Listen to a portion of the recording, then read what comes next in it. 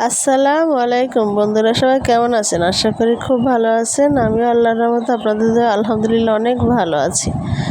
আজকে একটি নতুন রেসিপি নিয়ে আপনাদের সামনে হাজির হয়েছি। নতুন রেসিপি একটি হলো, যেহেতু এখন কাঁঠালের সময়, কাঁঠালের রান্না খেতে তো হবেই, তাই একটি কাঁঠালের রেসিপি নিয়ে হাজির হলাম। কাঁঠালের রেসিপিটির নাম হচ্ছে কাঁঠালের কোপ্তা কারি। এটি একটি সুস্বাদু রান্না। অনেকের বাচ্চারা আছে কাঁঠাল রান্না খেতে চায় না, যেহেতু কাঁঠাল একটি উপকারী সবজি, উপকারী ফল, তাই এটা খেলে দেহের অনেক উপকার হয়। সেজন্য বাচ্চাকে খাওয়াতে হলে আমি যে রেসিপিটা তৈরি করছি, এভাবে অনায়াসে বাচ্চা খেয়ে নেবে, সেটি আপনারা ফলো করবেন। কাঁঠালের কোপ্তা করার জন্য প্রথমে আমি কাঁচা কাঁঠাল কেটে নিয়েছি। এভাবে টুকরো টুকরো করে কেটে নিয়ে এটাকে আমি সিদ্ধ দেব। একটু সামান্য লবণ দিয়ে এটাকে সেদ্ধ করে নেব। এভাবে কাঁঠাল রান্না করলে আসলে অনেক মজা লাগে। আপনারা একবার হলো ট্রাই করে দেখবেন, বাচ্চারা দেখবেন অনায়াসে ভাত খেয়ে নেবে এই রান্নাটা দিয়ে। আজ আমার বাড়িতেও তাই হয়েছে। আমার বাচ্চারা নিমেষেই খাবার খেয়ে নিয়েছে, কোনো বায়না করিনি, কোনো কথা বলিনি। এভাবে সিদ্ধ করে নিয়ে আমি দেখবো এটা সিদ্ধ হয়েছে কিনা। এটা সিদ্ধ হয়ে গেলে আমি নামিয়ে ফেলবো। আমি দেখছি হ্যাঁ, এটা সিদ্ধ হয়ে গেছে, এটা এবার নামিয়ে ফেলবো। এবার আমি পানি ঝরাতে দেবো। এটা পানি ঝরিয়ে এটাকে আমি ঠান্ডা হয়ে গেলে ব্লেন্ড করব। এর সাথে আমি দেব মুরগির মাংস।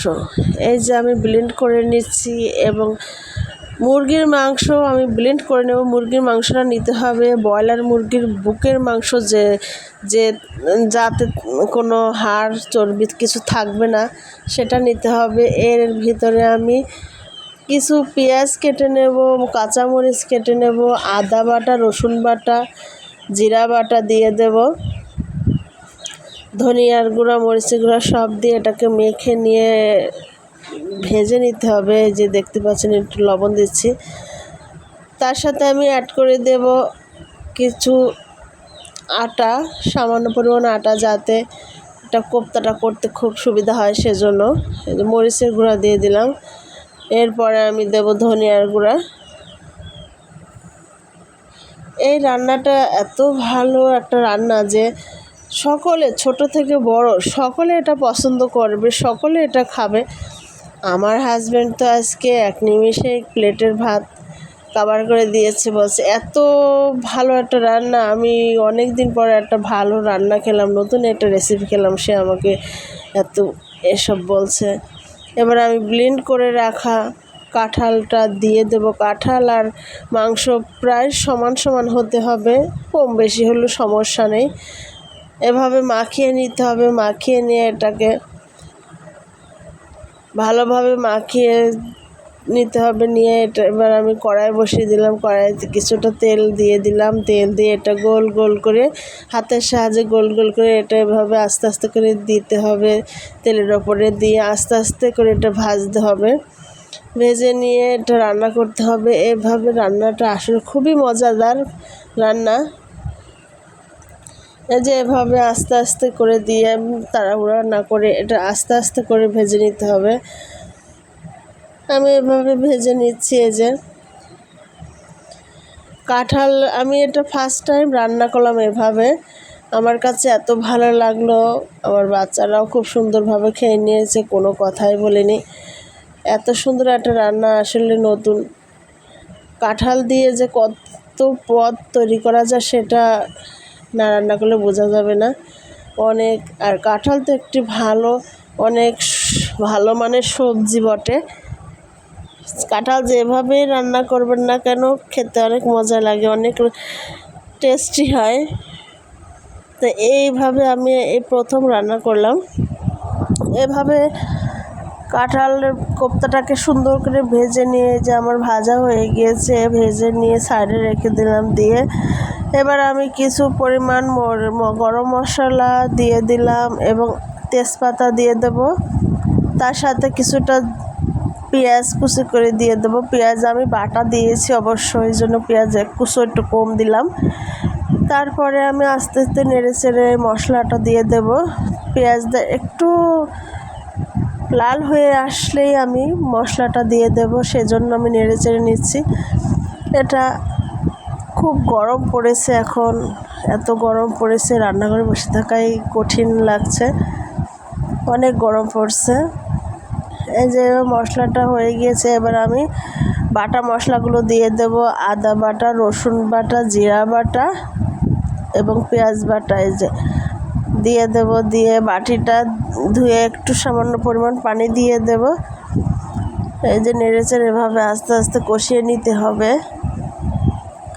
বাটিটা ধুয়ে আমি একটু পানি দিয়ে দিলাম।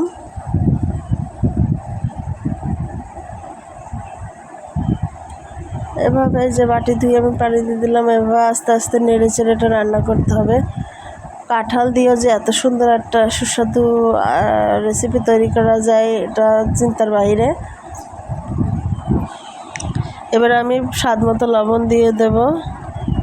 লবণ দিয়ে এটা নাড়তে হবে, এটা আস্তে আস্তে কষাতে হবে, তাড়াহুড়া করা যাবে না। এরপরে আমি দিয়ে দেব ধনিয়ার গুঁড়া, এরপরে দিয়ে দেবো মরিচের গুঁড়া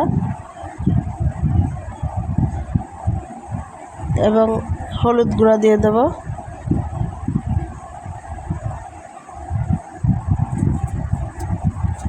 দিয়ে এটাকে না ভালোভাবে নেড়েচেড়ে নিতে হবে। ভালোভাবে কষানো হয়ে গেলে ঝোল দিয়ে দিতে হবে। ঝোলের পানি দিয়ে কোপ্তাটাকে ঢেলে দিতে হবে। এভাবে ভালো করে নেড়েচেড়ে যে ভালোভাবে মশলা আমার কষানো হয়ে গিয়েছে, এবার আমি পানি দিয়ে দেব।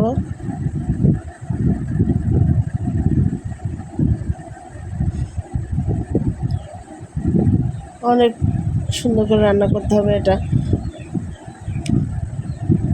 এবার আমি ঝোলের পানি দিয়ে দিলাম। ঝোলের পানি দিয়ে এবার মশলা ভেজে রাখা কোপ্তাটা দিয়ে দিতে হবে। বেশি পানি দেওয়া যাবে না, যেহেতু এটা ভাজা রয়েছে, অলরেডি সেদ্ধ হয়ে রয়েছে। এটা বেশি মশলা না দিলেও চলে, সামান্য পরিমাণে, বেশি পানি না দিলেও চলে, সামান্য পরিমাণ পানি দিয়ে যে এটা ঢেকে দিতে হবে। একটু পরে তুলে দেখবো যে রান্না হয়েছে কি। আমি একটু পরে ঢাকনা তুলে দেখলাম যে হ্যাঁ প্রায় হয়ে এসেছে। তো আমি ঝোল রাখবো না যেহেতু, সেজন্য আটটু ঢেকে দিলাম। দেওয়ার পরে একটু নেড়েচেড়ে আটটু ঢেকে দিলাম। দিয়ে আমি 1 মিনিট পর আবার ঢাকনা তুলে এটাকে আমি নামিয়ে ফেলবো। প্রায় নিচে লেগে যাচ্ছে, এবার এটা আমি নামিয়ে ফেলবো। আমি ঝোল একেবারে মাখো মাখো হয়ে গিয়েছে, এবার নামিয়ে ফেলবো এটাকে। এই যে নামিয়ে ফেলছি। দেখুন কত সুন্দর একটা রেসিপি, কত সহজেই তৈরি করা যায়। অনেক সুন্দর একটা রান্না, আপনারা বাসায় ট্রাই করে দেখবেন একবার হলেও। রান্নাটা করে খেয়ে দেখবেন কতটা টেস্টি রান্নাটা। আমি যতই বলি আপনারা তো না রান্না করে খেয়ে দেখলে বুঝতে পারবেন না, আসলে খুবই মজাদার একটা রান্না। সবাই ভালো থাকবেন, আল্লাহ হাফেজ।